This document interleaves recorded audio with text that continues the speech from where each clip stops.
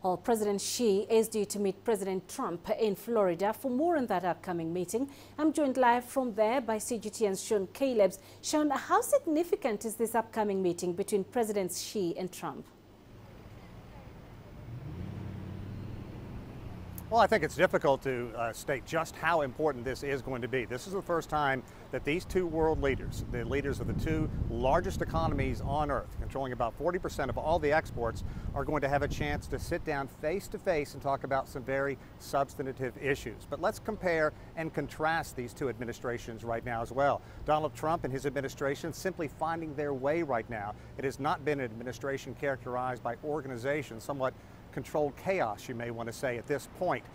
Clearly, they want to talk about issues such as security, the DPRK. They also want to talk about trade and economies and currency as well. Now, for the Chinese leader Xi Jinping's part, this is an administration, a presidency that has been on the global stage for years. It runs like a finely tuned operation. Now, the discussions are going on at Mar-a-Lago, which you see right over my left shoulder. However, President Xi and his contingent will be staying about 8 to 10 kilometers to the south in another resort, so they'll be making trips back and forth up this way.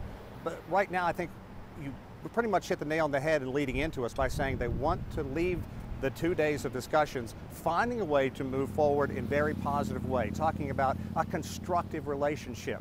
We've heard time and again from Chinese leaders as well as diplomats here in the U.S. talking about it is not in anyone's best interest to have these two nations not on the same page, not talking together. So really emerging from this sometime Friday night or Saturday morning, that is what people want to walk away and say, that they have found a way to move forward, that they found some constructive common ground, and really there's a lot of information, a lot that really binds these two countries, much more so than it keeps them disjointed.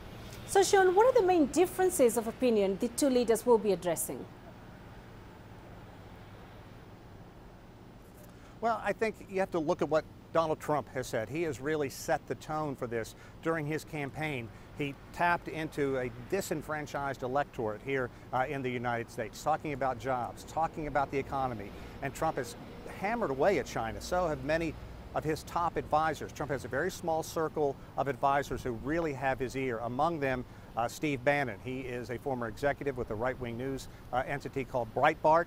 Also Peter Navarro, who came to fame with a book called Death by China that talks about the trade disparity between the two nations. So that is what Trump has talked about to a great deal. He wants to find a way to bridge this trade deficit gap.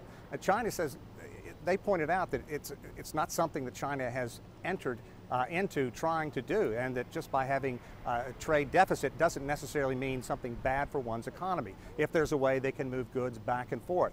President Xi has talked about having more investment here in the United States, and we have seen that time and time again.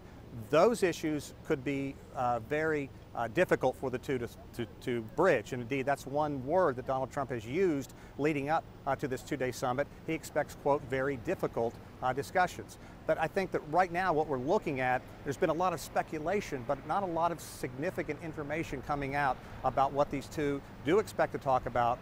Will they have a joint statement at the end, or will we get information filters out from their surrogates? But it's a very important time, the first time these two have had a chance to sit down face to face very early in President Trump's time in office, less than 10 weeks. They're still trying to find their way, and Trump has been sidelined by a number of distractions in the United States. But now is a time for him and President Xi to sit down face to face, talk about the issues that do divide them, but perhaps more so about the issues that do bring these two nations together.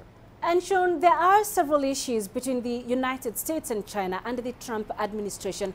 Can you talk us through some of them and how they'll likely be dealt with?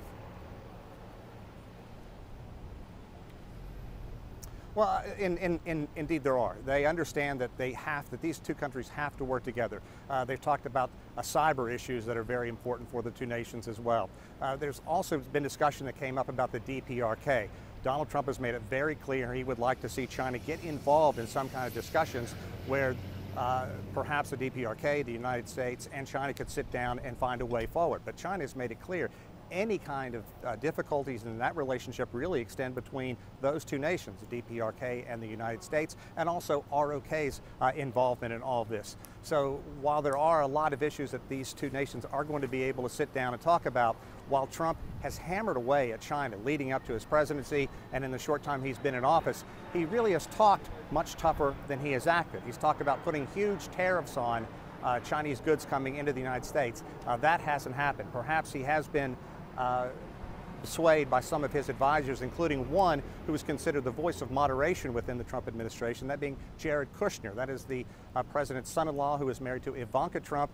Kushner is the one who reached out to Donald Trump early on and said, look, it's time that you call President Xi. You get on the phone, have a conversation, and basically find a way to move forward in that relationship. He's also the one that told Donald Trump that he really has to recognize the one China policy. That is one issue that China has been very clear on, is not up for any kind of discussion. So once Trump did talk about the fact that he's willing to accept that, any kind of turbulent issues out there seem to settle down quite a bit. All right, Sean Caleb's joining us live from Florida. Thank you.